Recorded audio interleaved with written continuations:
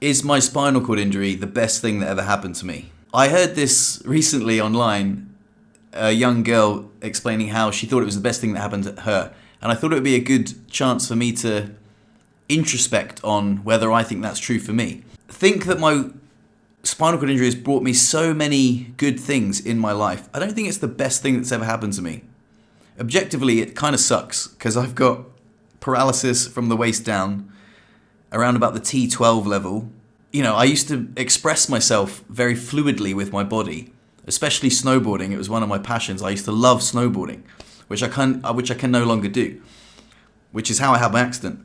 I guess the lack of mobility, you get used to that very, very quickly. Using a wheelchair as a mobility device, I don't mind. It's quite cool. I'm an active fellow and I like problem solving and challenges. So just given that challenge alone is actually quite enjoyable day to day almost, you know, just getting around with the wheelchair.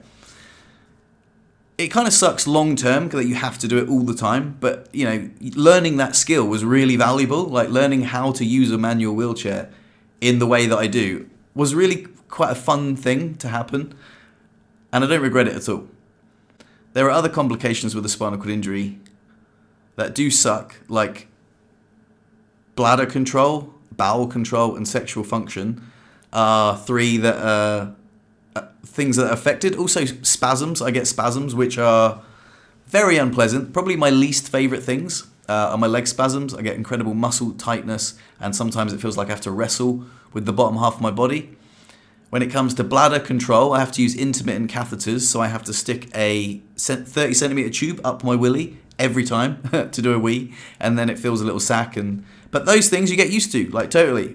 For bowel control, I have to like stick my finger in my bum and like loosen up my sphincter to let the poo out, which sounds gross. And when you first get dealt that hand, you're like, oh, I have to do that every day. And then, you know, after you've done it every day for 6 years, it's just like, no, that's what, you think nothing of it. You just do it. You know, it's just a daily task.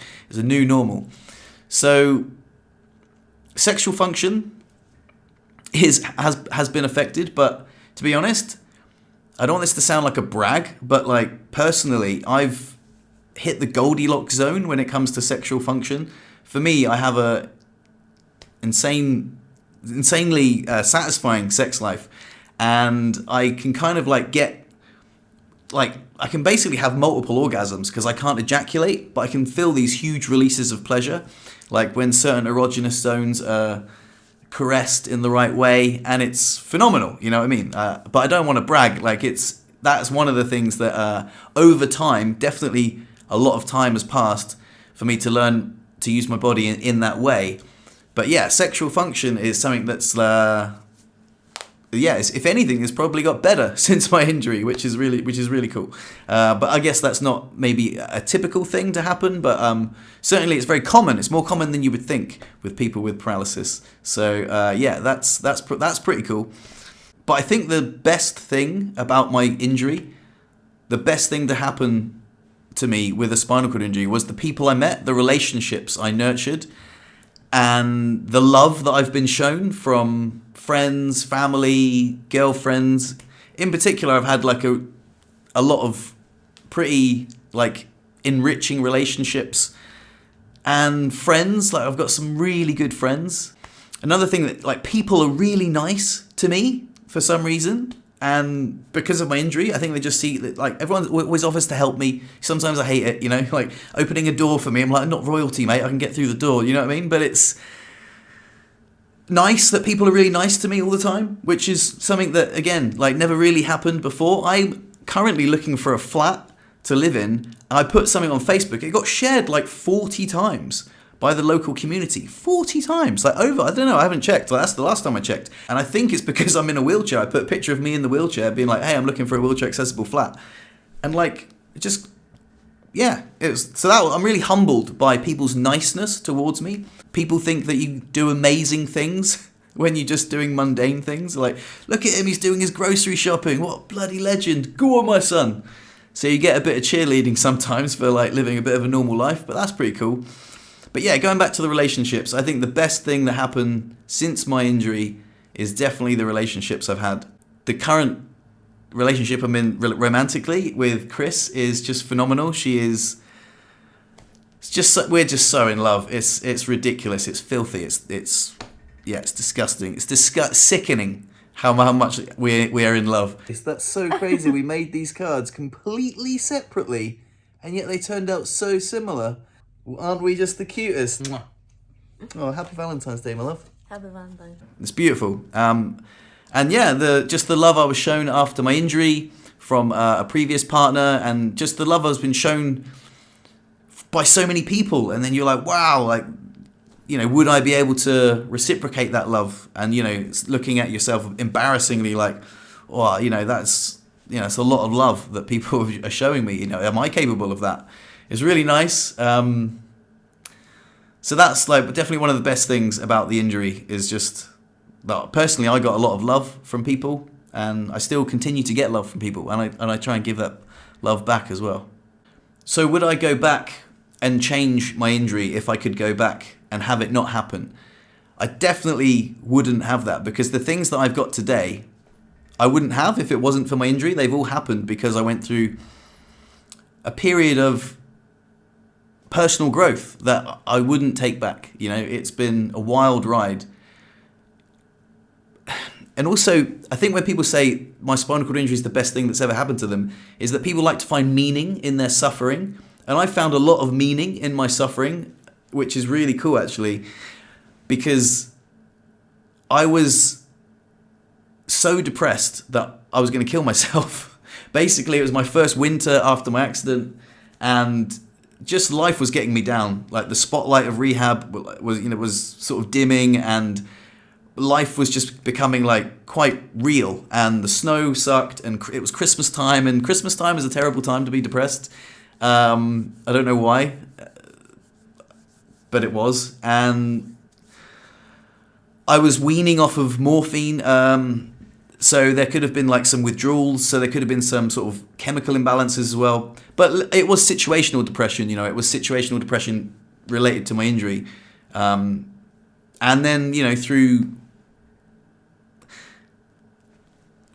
psychedelics and some really profound experiences and the support of friends and family, of course, and just, yeah, I came out the other side of that like way stronger than you know, like going through that just like really like toughened me up. I think it was a really valuable experience, even though it was so utterly painful.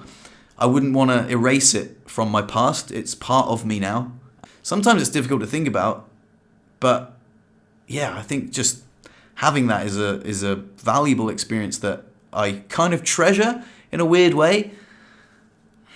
I guess if there are any regrets, it would be like the trauma that like spread like a ripple in a lake to the people closest to me. But I guess maybe in hindsight, maybe they feel the same way. Like when they've gone through that, they're like, oh, you know what? I remember that day, but look how it's turned out. You know, everything happens for a reason. There are lovely, beautiful things that happen from terrible events. And I think I could be a good example of that, which is good. Anyway, I found this piece of paper and I thought I'd share it. This was really random. I wasn't planning on making any video about this particular sheet of paper that I found. But I was trying to actually dim this light in front of me, and I picked up this piece of paper, and it must have been something I wrote a long time ago. And it has 3 columns: life partner, me, friends, and then a 4th one down here, life purpose. And I was reading them out, and it made me quite emotional actually, because this was like a dream life that I'd written for myself many, many, many years ago. And under life partner, it says pretty, sexy, understanding, patient, kind, loyal, mutual interests. So when I was a bit younger, obviously, you know, pretty, sexy, they were on the top of my list. But there were some really good ones as well. And also, Chris nails all of them. She's pretty sexy, understanding, patient, so kind, so loyal. And we do have mutual interests. And yeah, that's amazing.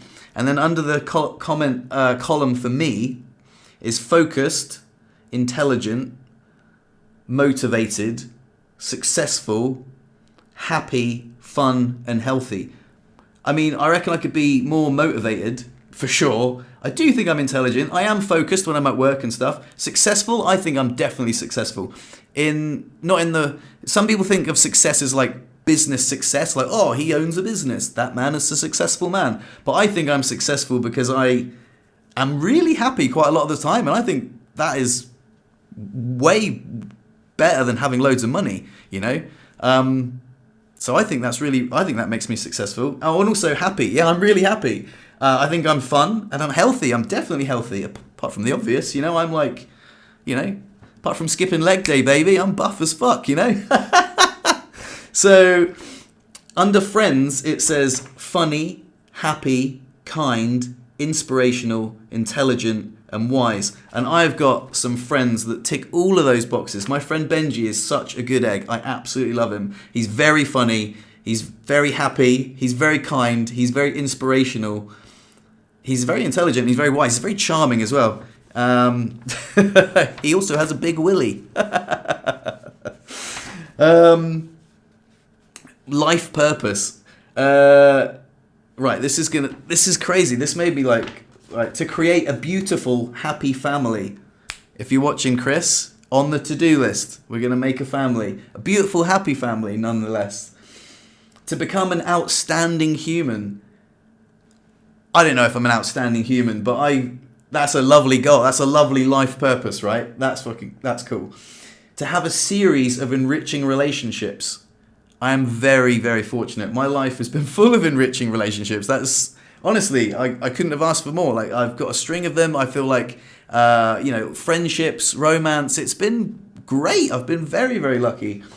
To live in New Zealand. Oh, sorry, I've skipped one. But yeah, to live in New Zealand. So this was ages ago. I really wanted to live in New Zealand, where I lived in a place called Queenstown. It's very much like the place I live now. I live in a place called Morzine in the French Alps. If anything, it's better than New Zealand. Maybe I'm a little bit biased because I live here, but it's closer to home. When I say home, I mean the UK. And it's just so beautiful. I love it. I absolutely love it. So I'm nailing that one. The one before it was to enjoy every day. And I definitely enjoy every day. Like, some days I'm a bit grumpy, and sometimes, yeah, but like mostly I do enjoy every day. And that is really cool. To live a happy life and to be active and healthy. Nailing it. To have amazing adventures. I think I could go on more adventures. I think life is like a wild adventure. I try and make the most of it. But yeah, I think I could definitely do more adventures, like travel a little bit more. Go on like more holidays. I really want to see more people and sort of, yeah, I think I should, that one I can work on for sure. To help as many people as possible. That's rather noble. It was quite nice that I wrote that. I think I'm helping some people, which is, yeah, I think so. I like to think so.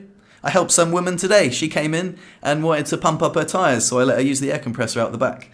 So, but yeah, I think, maybe the podcast and the YouTube channel helps people. I like to think so. To reach a high spiritual level. This one's actually odd because I've become a lot less spiritual, I think. I've become, I don't know, maybe a little bit more skeptical in my old age. But yeah, I guess I'm a little bit less spiritual. But it's interesting how I wanted to become more spiritual. I don't even know what spiritual means. I think the word spiritual has a bit of a weird connotation for me, but yeah, I could probably do with being more spiritual if I'm honest. To be a great friend, that's really nice because I think I am a good friend. I think if I asked my friend Benji, he would say, he's a good friend. He's a good friend. I think I'm a good friend. We were on the phone ages earlier having a chat. He's such a good egg. Yeah. To find my soulmate. That's the last one on the list. Mate, I've definitely found my soulmate. Chris is incredible. I am so insanely happy in my relationship with her. She is amazing. We had the most lovely morning this morning. We woke up. It was just, yeah, we made love. We started the day. I made breakfast. She wrote in her journal. I wrote in my journal. She went off to work, I went off to work. Just a random Sunday in my life. I love my life, it's great. So, is my spinal cord injury the best thing that ever happened to me? Maybe. You know what? Maybe it is. Maybe it is. I'll leave it there.